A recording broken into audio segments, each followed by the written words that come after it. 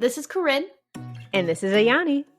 And you're listening to Sex, Love, Literature, a pop culture podcast where we take a semi-scholarly look at why and how the sex stuff in media matters. In classic SLL fashion, I welcome you to yet another accidental two-part discussion. This time, we're joined by Dr. Yukai Chen to discuss Malinda Lo's award-winning novel, Last Night at the Telegraph Club. In part one, we keep things spoiler-free by first giving some context for the book and then our overall impressions.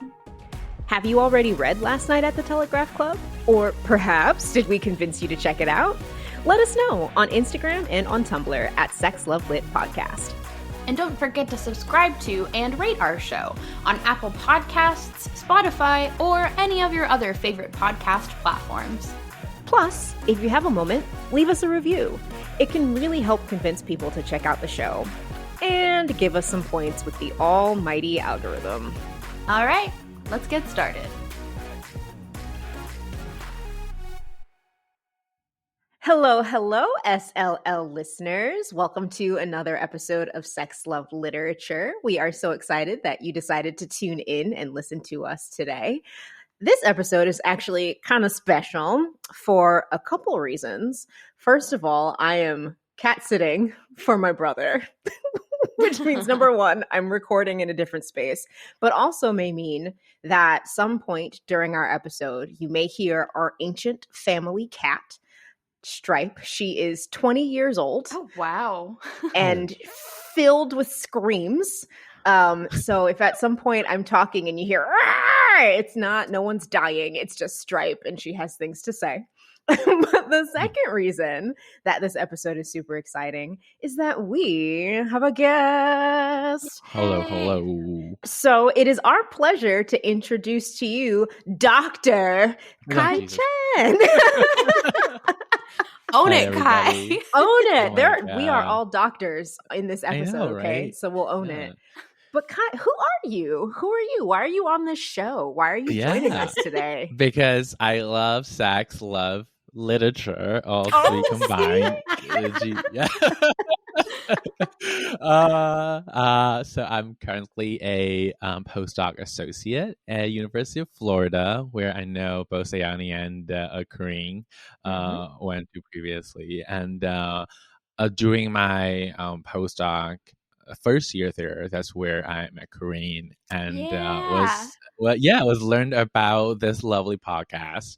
And so one day she came into the office and like, hey, like, would you like to read this book? And I'm like, tell me about this book. And it hits every button. Like in my mind, I'm like, yeah, I have to read it and I have to talk to you guys about it. So yeah, that's why I'm here.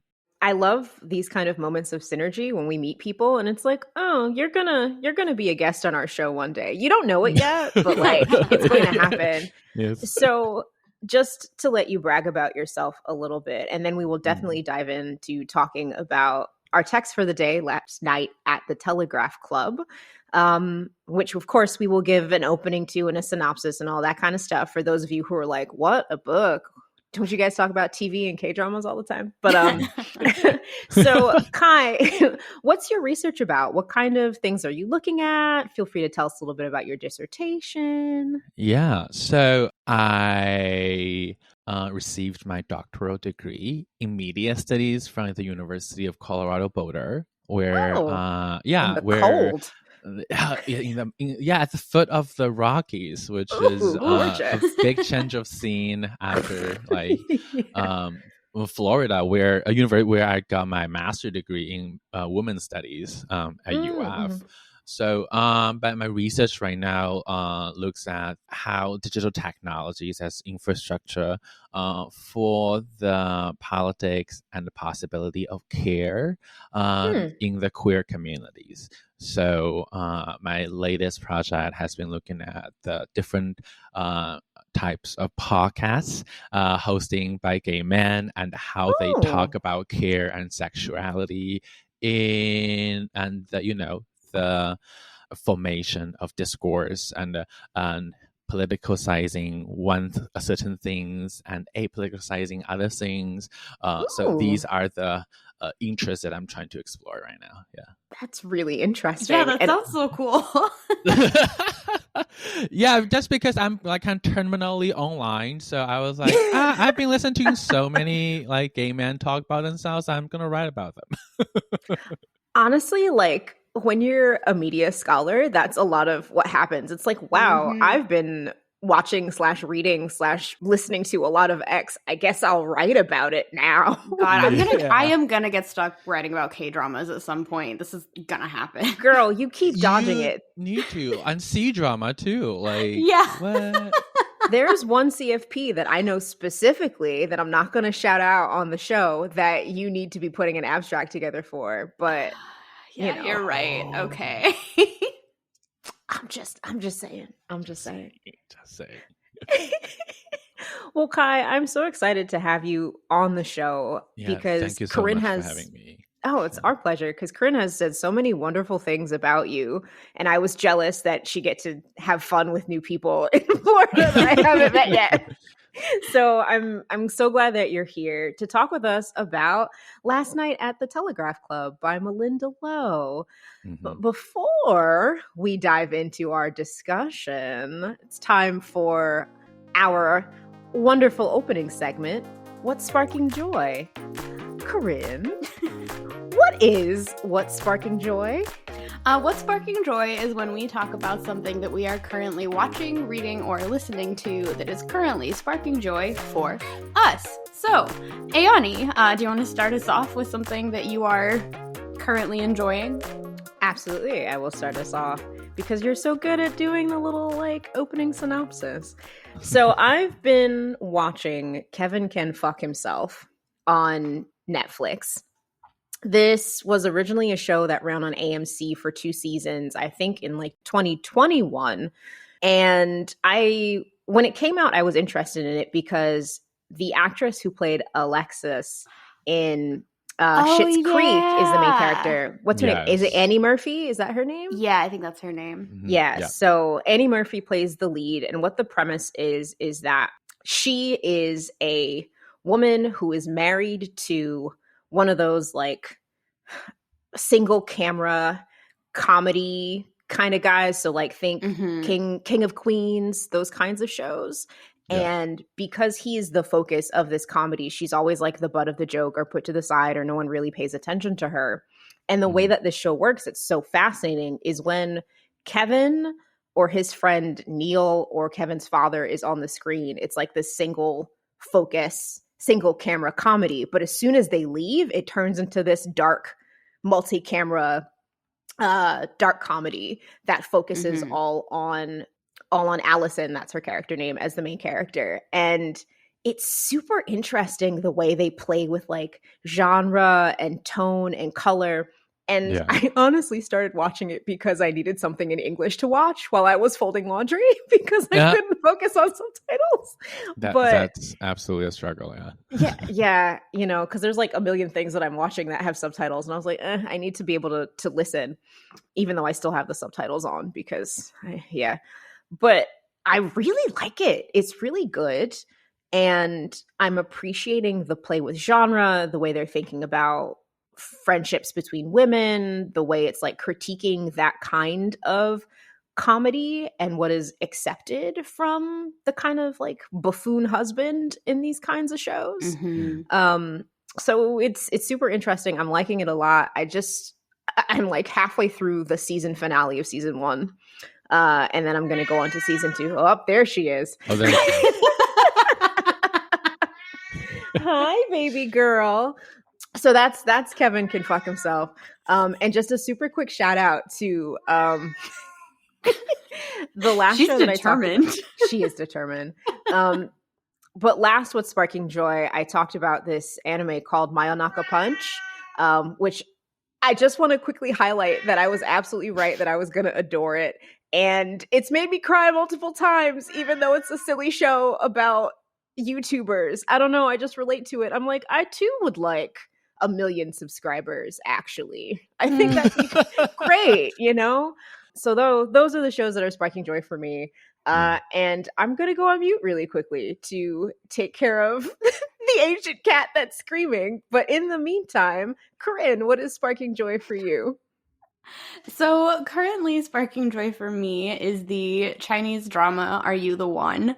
It sounds like a rom-com and was marketed as a rom-com and is decidedly not a rom-com.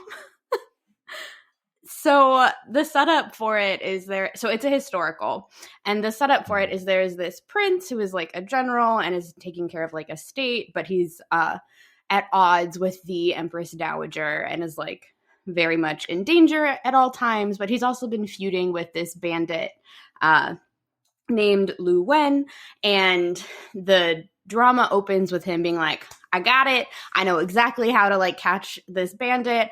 I have found his favorite concubine. She has lost her memory and thinks that I am her husband for some reason. Therefore, I'm a roll with it and make this woman think that she is my wife. And oh no. we will live together and ensnare this bandit. Except then he starts to, develop feelings for this actually very earnest woman who, like, of course, just wants to, like, build a good life together and, like, take care of her husband who, like, keeps pretending that, like, he really, like, is invested in, like, learning Go and being a really good Go player. So, like, his excuse for staying out nights when he's, like, doing Lord things is because he got really into his game of Go. So... Sure, believable. Why not? Yeah, seems very legitimate. But so it has a really interesting tone because it both is a comedy, like there are very comedic moments in it. But there are also there's always the whole time there is this undertone of like, well, the other shoe's going to drop because this woman is going like narratively, she is going to regain her memory at some point and realize that this man who she has been living a life with has been lying to her. Yeah. And I just got to the point, I'm about halfway through, where the shoe has dropped. And it very much turns from, I don't want to spoil like one of the big reveals, even though it is something that I like guessed like by episode 2 or 3. But something happens where she basically becomes someone of equal power to this prince at the point at which he is like in love with her, he thinks, and like her thing is like, you are not in love with me, you are in love with a woman you have invented through manipulating and lying to me for a really long time. And Spicy. now they're going to be openly fighting, but like there's this scene that I will slightly spoil. But it's after she has regained her memory a little bit and knows he's been lying to her, but he doesn't know that she knows. And that's when she kisses him for the first time, and she pretends that she's gotten this fortune that says that hate and love are... It's hard to tell hate and love apart sometimes. And she like asks him, do you want to know what hatred tastes like? And then she kisses him for the first time. And then it's super hot. Yeah, I was going to say, do you want to know what hatred tastes like? Yes, give me more. What? So seeing their relationship develop, I think, has been really interesting and entertaining. And it is kind of a slow burn at first because, I don't know, it takes a while for her to sort of like regain her agency and her power. But once she does, it's like, oh, now he's got it coming. So I'm going to enjoy that. Oh, also as a note for people who watched and liked Lost You Forever, the male lead is played by the same actor who played Sung Juan, which is a big reason why I checked it out. Oh, okay. I see. So, do you foresee the two being together at the end? Yeah, I think they will be. I don't think there's like other like endings to like C drama like this.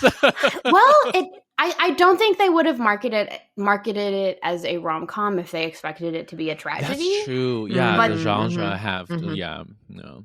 And in like sort of recent, like the last couple of years, they've sort of like the censors have not really been letting things through that are like fully tragic, like a la Goodbye My Princess and stuff like that. But I think it is going to take seriously that this man did this woman like great harm. by Yeah. using her for his own gains. Mm. So yeah, I'm enjoying this Chinese drama that is definitely not a rom-com. But yeah, so that is Are You the One? And I'm watching it on Viki. Kai, what is currently sparking joy for you? So, I'm a big anime nerd. Oh, Recently I finished Delicious in Dungeon. That is that's So one of good. the biggest good. anime from last year, I believe. Mhm. Both like in Japan as well globally. So it's available on Netflix. This is not sponsored. But and We I'm the wish. kind of person that if Right. welcome to Sex Love Literature, sponsored by Netflix. Oh my God, Netflix, give us the money. I will I know. shill. I will shill. Yeah. Subscriptions are only $20 a month. Oh, Jesus, yeah. So, and I'm the kind of person who would watch an anime, and if there's a manga, and usually there will be, and I would just jump on the manga train and just finish reading because I cannot wait, but I will still enjoy when like the anime finishes its course.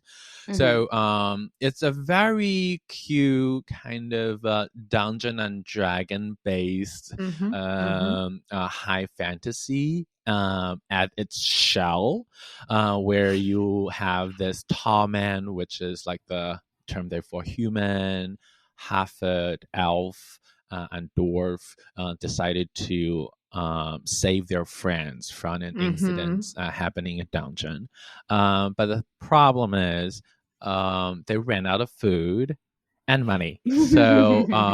So what is the solution? So the team lead, the tall man, Laios, decided we can start eating monsters in the dungeon to feed ourselves, which has been like the lifelong passion of his.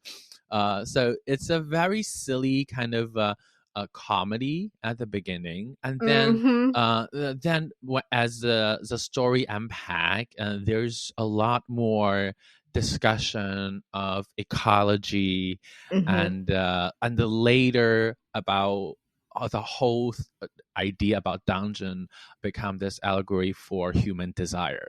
So so it's just like trick you into this little adventure thinking you're just gonna be a cooking show, turn out to be much darker and emotional as I start watch. I actually kind of cried towards the end of the first season. Yep. And so it is really good. Of course, when I watch an anime like this, I would start watching like YouTube essays discussing the character designs and the broader lore associated with a world building. Yeah. So the more and more I'm just like very both kind of like fascinated by the mangaka's artistry of creating these characters and the storytelling, but also just like a very wholesome community around this anime, because there are some anime like community can be very weird and toxic. God, yeah.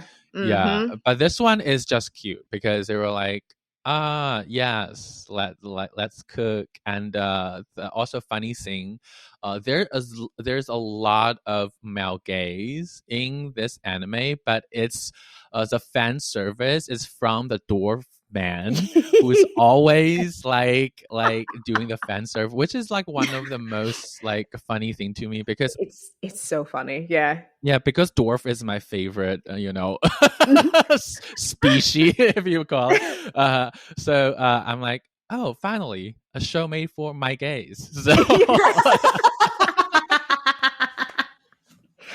yeah, I mean, just a quick cosign. I loved Delicious in Dungeon. It was so good. And the way I say to people is like, they trick you. They're like, oh, it's just a light, fun show about cooking mushroom monsters. It's delicious. Yeah. And then it takes a turn. And I also cried. There were tears that happened. But I think that's also a great point about the dwarf, because man, we be seeing his little panties all the time. Like, I know. It's kind of funny. Hopefully then she's getting paid for those, because I know, right? So it's like subverting like the very kind of sometimes can be very tired kind of male gaze like of anime female characters. So Yeah. you know. I actually have a rant building about that I think I'm gonna post on our Tumblr. And it's not really a rant. It's more thoughtful than just me raging. But like, I'm glad that you brought that up here. Yeah, because last night my friend and I were watching. My roommate and I were watching Evangelion, one of the movies, and it's just relentlessly showing like the female body, and it's very problematic because the pilot has an age limit to them. Yeah, Ava is weird.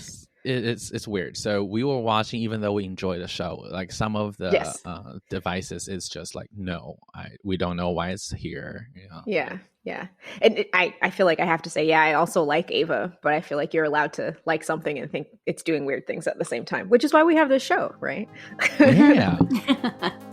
So because that was such like a thorough round of what's sparking joy, and then we had like little mini discussions about things in there, I think we're going to end up splitting our Last Night at the Telegraph Club discussion into 2 episodes, because who would we be if we were not people who planned for 1 episode and did 2? Like, you can look through it's not a discography, but you can look through our episode list and see how many times there are 2 episodes, and we don't announce it that way. So Yep.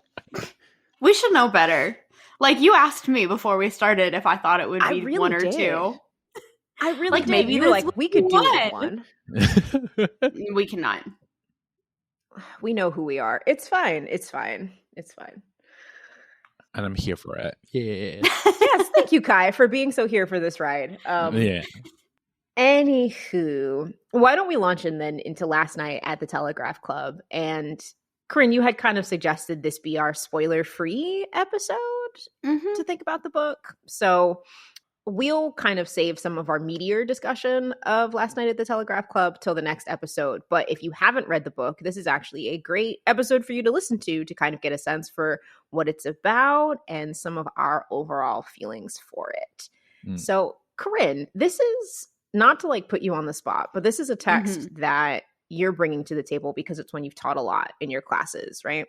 Yeah, so this is a book I've taught multiple times. Last Night at the Telegraph Club by Malinda Lo was published in 2021. Malinda Lo previously wrote a lot more sort of like speculative fiction texts. I was more familiar with her for Ashe, which is a lesbian Cinderella retelling. She wrote some sci-fi in the interim.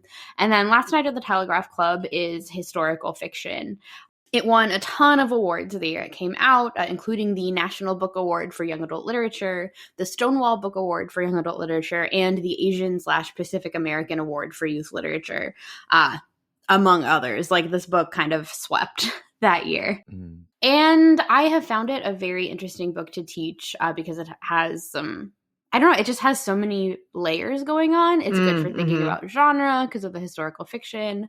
It's good for queer representation because the main character, Lily, is queer and like sort of figuring that out. It's good for thinking about sex and sexuality.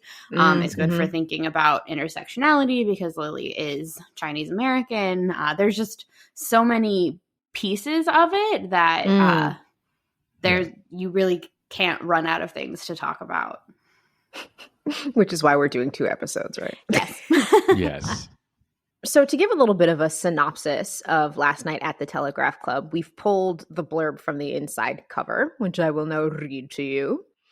17-year-old Lily Hu can't remember exactly when the question took root, but the answer was in full bloom the moment she and Kathleen Miller walked under the flashing neon sign of the lesbian bar called the Telegraph Club. America in 1954 is not a safe place for 2 girls to fall in love, especially not in Chinatown. Red Scare paranoia threatens everyone, including Chinese Americans like Lily. With deportation looming over her father, despite his hard-won citizenship, Lily and Kath risk everything to let their love see the light of day. Ooh, I'm getting emotional just thinking about it a little bit. Yeah. And we won't be able to tell you who all of the characters are, but just to give some context for some of the main ones, Lily Hu is our main character and most frequent point of view character. She is, as mentioned, a Chinese American teenage girl living in San Francisco in the 1950s. Kathleen Miller is Lily's classmate and love interest. Shirley is Lily's best friend, and their relationship takes some interesting turns over the course of the book. And then, briefly, Lily's parents are named Grace and Joseph. Lily's mom is I believe, second generation immigrant. Like her mom, yes, immigrated second to the gen. Yeah. And Joseph was the doctor who was born in Shanghai. Yes. So I really appreciate, I guess this is already getting into analysis, but like Lily's relationship to her Chineseness is not straightforward and like easy to explain. And like her parents' relationship even to China is also different, which is really interesting. And then Lily's aunt and uncle are Aunt Judy and Uncle Francis. Lily's aunt works in space exploration, so this is before the United States has like gone to space, but Lily also like loves math and science and loves talking about space with her aunt. Lily has two younger brothers, and they also show up occasionally in the story. And then two other characters, there's a whole cast of characters they meet at the Telegraph Club, which is a lesbian bar that Lily and Kath sneak out to go to. But two of the main ones are Tommy Andrews, who is the male impersonator who performs at the Telegraph Club, and Lana, who is Tommy's partner. So that is, we'll give you context for each character as they come back up, but that's sort of like the rundown and lay of the land. Yeah. So kind of building off that run through of the description and the characters, I'd love to hear some of your initial reactions to the book, right? Because I know we all have kind of a lot of feelings from some of our pre-episode conversations, but what are some of your like initial spoiler-free as much as possible reactions?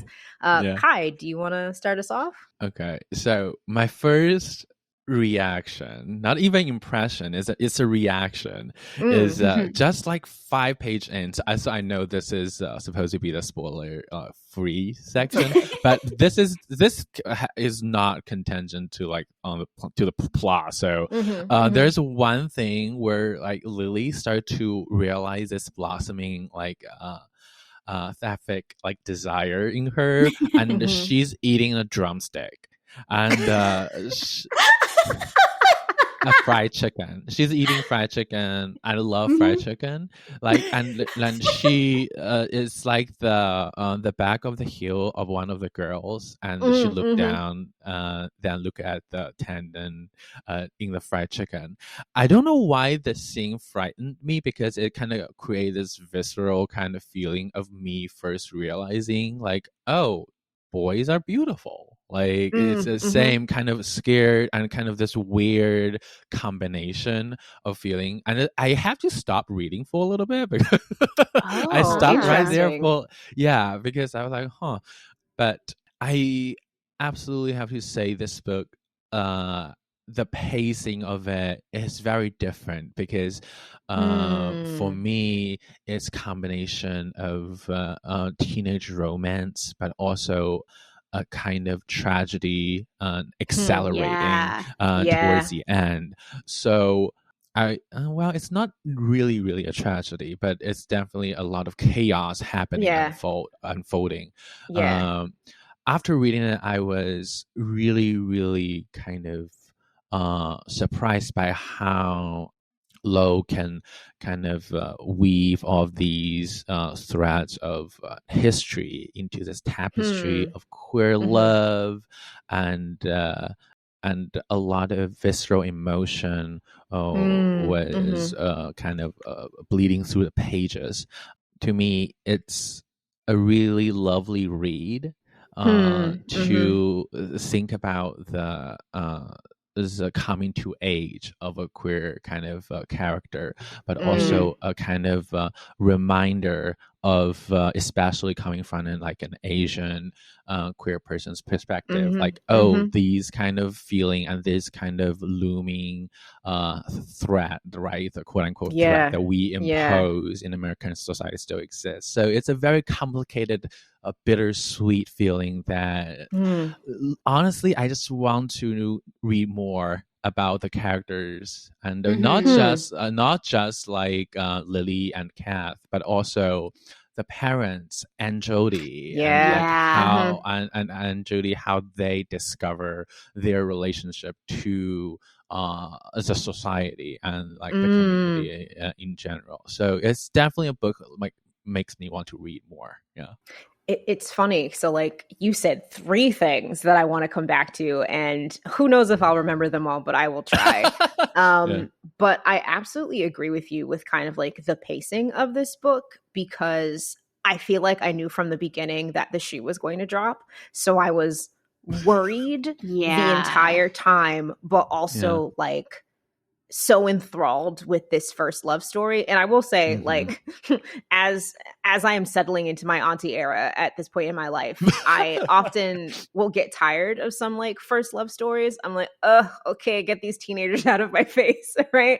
But this was, I think, really expertly crafted. I was invested in all of the characters and how they were coming together, but the entire time there was this sense of tension underneath everything. So while I was like so excited about Lily discovering these blossoming feelings within her, I was excited for her and Kath. There were moments where I was like, no, baby's not in the classroom. No, don't be in the stairwell. So I agree that there was this, not that it was long and drawn out. I'm trying to be very careful about how I word this, but I feel like the bulk of this novel is really kind of not slow, but it feels more like a day by day kind of unfolding. And then when shit hits the fan, it hits the fan. And in 2 chapters, it feels like the book is over. And that's not in a bad way, but I do feel like there was like an increase in pacing that happened that I was very aware of once the shoe did fall. And I was like, oh, the babies.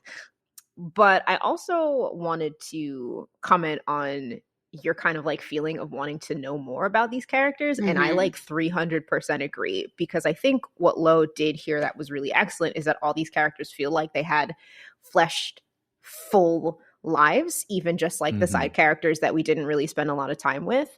Because I could totally read a book about Aunt Judy, right? And what she went through with her work. And because she was also a first generation, if I remember correctly, like she immigrated here from after the war. So she's got trauma about the war and World War II. Was it World War II? It was World War II because it's set in 1954. Okay. And Lily's dad was deployed.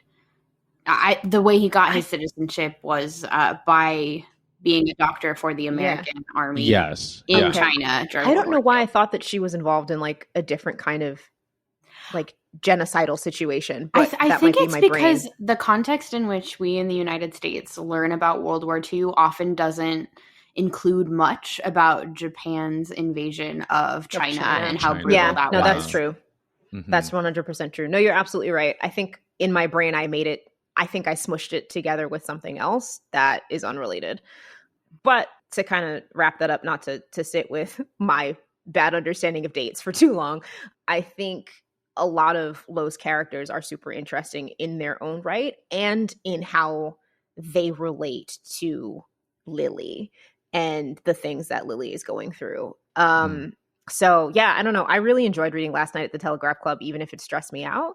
And Corinne, I was hoping that you would share some of your students' reactions to Lily and her chicken drumstick and her looking at ankles. Because I know that cracked me up. So one of the funniest things about this book for me when I teach it, well, I mean, it's very much like marketed now and like it's kind of like on the cover that Lily is queer, but that wasn't the case at first when I started teaching it, or like, you know, students don't always pay attention to paratexts. But even so, whenever I like would ask them, like on the first day of reading, because I always break reading up by class day, I would ask that they always knew like from the prologue and like the scene that Kai talked about with like the way Lily was looking at the beauty pageant women. They were like, Yes. "Oh yeah, Lily's gay." Like, like Lily may not know it yet, but we do. We do. Gonna say, because it's funny, because I remember reading that. I asked you, Corinne. I have to remind myself pretty much that this is the 1950s, because I was like, nobody looks at ankles like that if they're not into the human being that the ankle is attached to. Like, well, another thing that was really funny, because I'm teaching this book again in a couple weeks, and one of my students, for reasons unknown, has already read all the books for the class, basically. Oh, what an overachiever. Oh, nice. Yeah. I asked him like what he thought of it on Friday, and he was like, yeah, like it started off slow because I I looked at the cover and I just kept being like, but like, when are they gonna kiss? When are they gonna kiss? Why haven't they kissed yet? Which was just the funniest reaction to me. Yeah. So it's interesting how this is like a very layered story that is like a love story. Like, this is a love story. But it also is like a story about belonging and about citizenship and like about the communist scare, and like there are so many different layers to it that there are so many places that we could take our discussion of it, because there's just so much going on. It seems like we all have pretty positive initial feelings about last night at the Telegraph Club, but again, keeping this spoiler free, were there any things that like didn't work for us, or that we'd think of as potential issues that we'd want to warn readers about before they dove in? ? So one of the things that my students sometimes have trouble with, and that might take some readers aback at first, and this is both, I think, a plus and a minus of the book, is that it's incredibly grounded historical fiction. Like Malinda Lo includes so many concrete details. Like, I went to a couple author talks that she gave when the book came out, and she like did research down to the degree that like she knew what the weather was like every day that this book was set, and then like had to reach a point where she was like, amazing. Okay, well, like I can't. It doesn't matter if it rained on January 27th, 1954. I can maybe let some of those details go. But one of the things she does is include sort of dated like terms that have to do with race that today we would consider to be offensive, and B, also uses, I think, conceptions of queerness, and particularly like in, I guess, lesbian culture in the 1950s, and just details like that my students were sometimes uncomfortable with, because they're like, oh, you can't talk about queer people that way. And it's like, okay, but like the way that queer people talk about themselves now is different than it was like in the 1950s. And I think that is both something that is a strength of the book and something that like is worth thinking about more, or at least knowing about going in. Yeah. No, I think that's an excellent point. I'm actually reading My Favorite Thing is Monsters, the second book right now, which, by the way, fantastic comic if you haven't read it. But it's a really lush, really gorgeous. There's two of them, so I guess a series of graphic novels now. And when I was teaching it, one of the things that I did mention to folks is just to be aware that there are kind of dated uses of language around how we talk about race, but also slurs, right? Because it takes place in the 1960s in Chicago and is very, very grounded in that time period. So I think it's always kind of interesting. And we don't have to go down this path, right? But just throwing this out there, when we have these kind of contexts of historical fiction, how to, one, recognize the time period that is being captured, but also allow for that discomfort to exist. Because it's not a bad thing that it exists, right? It's not a bad thing that your students are like, oh, we don't talk about people like that anymore. But I think that's also something that's important to be like, well, yeah, we don't. But we should think about perhaps why people are talking about themselves in this way and why that has evolved over time.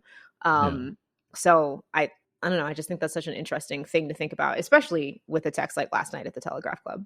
You know? Well, and I wonder if part of the like preciousness there a little bit is because it is a young adult book and not a book for adults, and people sometimes don't expect young adults or teenagers to be able to like read critically.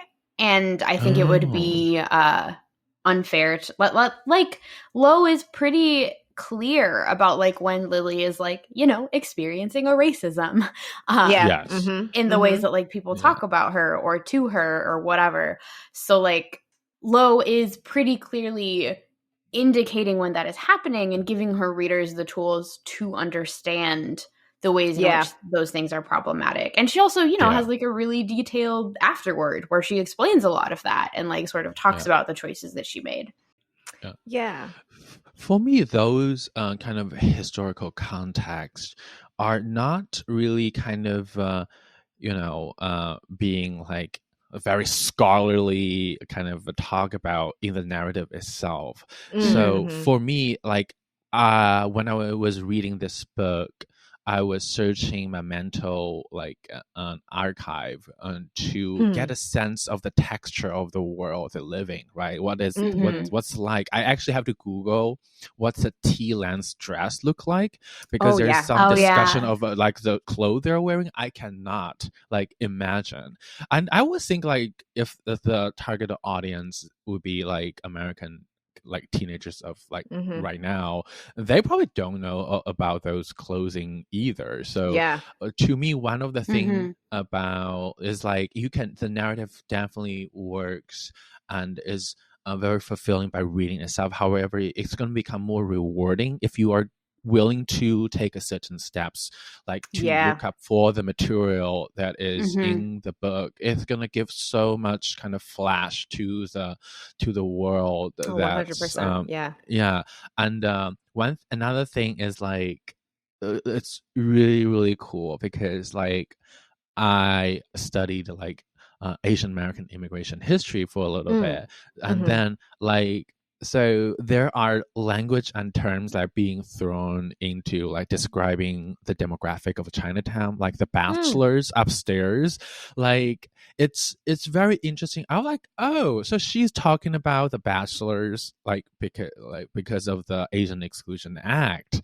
Like so they are just become bachelor because there's literally no Chinese women being allowed to immigrate into United States. So I was like, that's so cool that like she showcased like the different route of immigration. But I was like, but for people who don't have this knowledge, they're going to be like, what do you mean by bachelors? Like just like gossiping with each other. So I definitely feel like this is a lot of Easter eggs of historical nuggets, like being carefully planted in the narrative, which like a lot of those kind of talk about expanded in the afterwards. But when you are reading that, you might have question of like, what exactly is happening in terms of like what's happening in the Chinatown.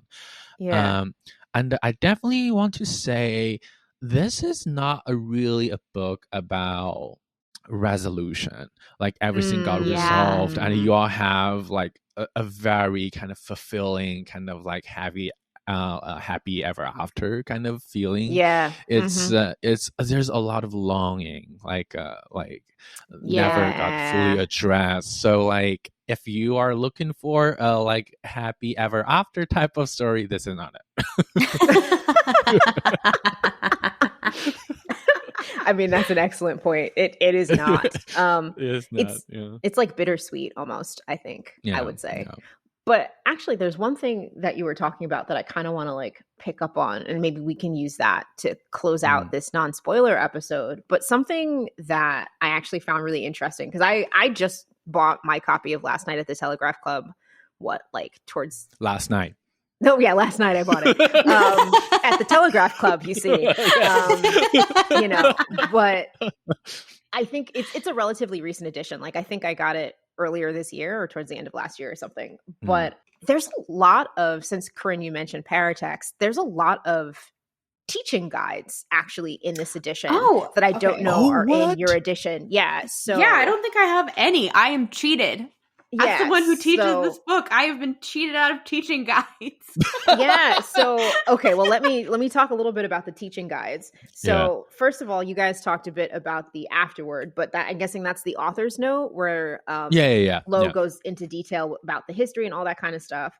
But there's also a selected bibliography that's included in the copy that I have that points towards different texts to read, including documentaries about the time period. Oh. And there is a discussion guide that includes questions for each chapter and ask questions about the time period. Like, so for example, for the prologue, since we talked about the ankles and the chicken legs, what themes and tensions does Lo set up for the novel in the prologue, particularly around race, nationalism, culture, and gender? So like this book is in a lot of ways being set up to be something that is taught in a classroom in a way that I thought was really interesting. Because I know that this is not like groundbreaking, that there are a lot of texts that do that, but I think it's super interesting, Kai, the way you talk about the fact that there are so many like historical Easter eggs in here, right? And in a sense, it seems like educators are picking up on that, and it's kind of like this is a book that explains or talks about a lot of different things that are useful to have in classrooms. Because the questions in the back are not like, these are not high level like, yes, I'm an English major and I'm studying things about literature for the rest of my life. But like, they seem really like high school level questions. Or like maybe for a book club, like event, yeah. just like reading like that. Yeah. So I think that's really interesting. So maybe the last point to sort of make before we close out our part one. Last Night at the Telegraph Club is a very frequently challenged and banned book in the United States right now. Looking at PEN America's index of school book bans, and this is their 2022 to 23 list. Really quick, there are to cut you off. Context: what is PEN America? I don't know.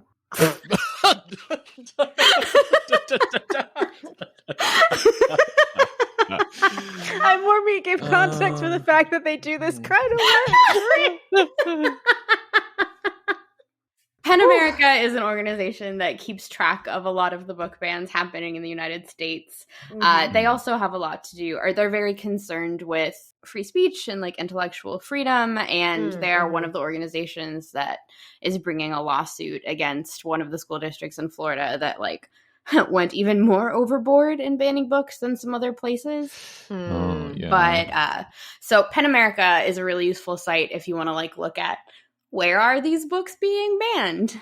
So there are a lot of instances of Last Night at the Telegraph Club being banned, but just a couple of places where they have been are Clay County School District in Florida, Flagler Schools in Florida. Oh, there's so many in Florida. Some places in North Carolina, in South Carolina, in Texas, in Utah, and in Wisconsin. Alachua County? Question mark. I don't see Alachua County.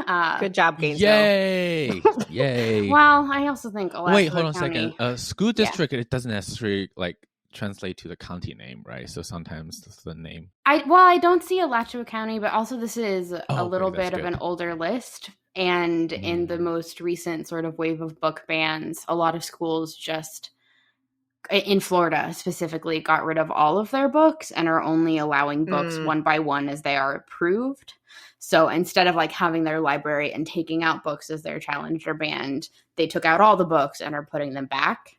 So it's even harder to sort of like keep track of like the way the book bans are working. But that said, Last Night at the Telegraph Club, I imagine, because it is about a queer love story, because it depicts lesbian sex, which I guess we will talk about in the next episode, but also because it like, so some of the reasons my students have theorized that it might be that people might not like it is because it also depicts the American government in a not always positive light, and is also thinking about communism and censorship like in the book itself.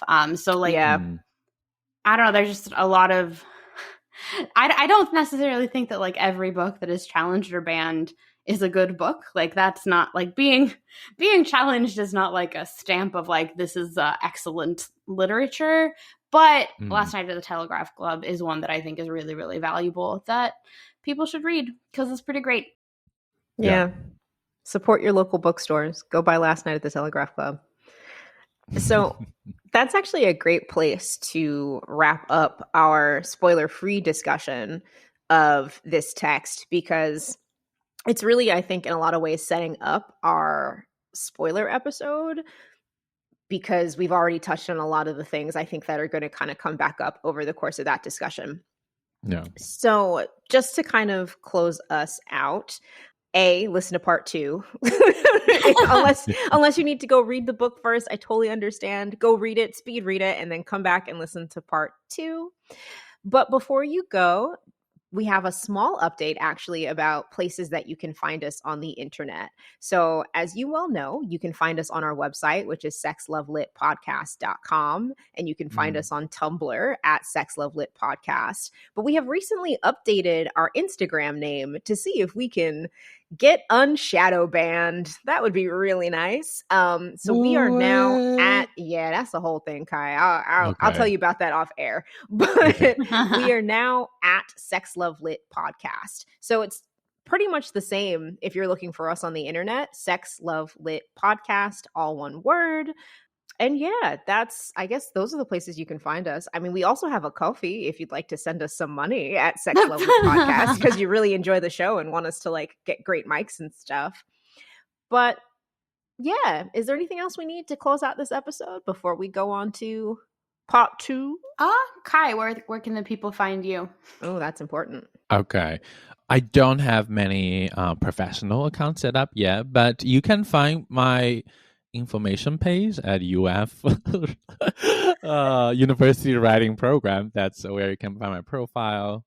Otherwise, you can also find me on the second episode when we talk about last night and the Telegraph Club. There we go. Yeah. Excellent. You can find Kind here with us. Yeah.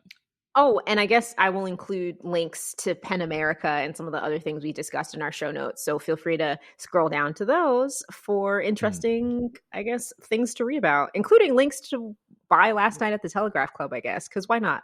Why not? I'll do it. But this has been part 1 of our Last Night at the Telegraph Club discussion. We're so excited to talk more about this in episode 2. And I guess we will see you over there. Yeah. All right. Bye. Bye. So because that was such like a deep and meaty and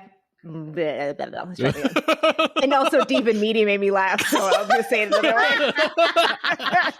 Phrasing. Yeah, phrasing, right? Oh, goodness. Okay.